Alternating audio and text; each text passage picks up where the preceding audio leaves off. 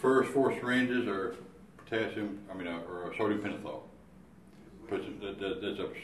That's a drug that puts them to sleep.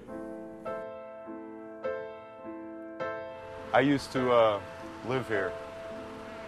I was on death row for 19 years right there in that building.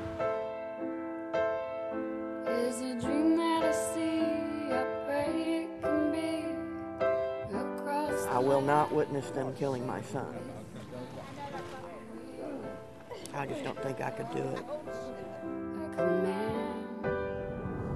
Where are you going tonight, Mom? I'm gonna go watch the execution.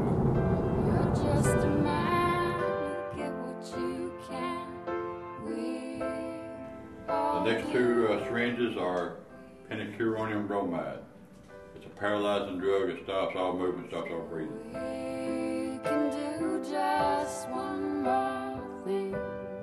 The next 2 syringes are potassium chloride, which stops the heart. Each syringe is 50 cc's of the chemical drug, and it takes about 8 minutes.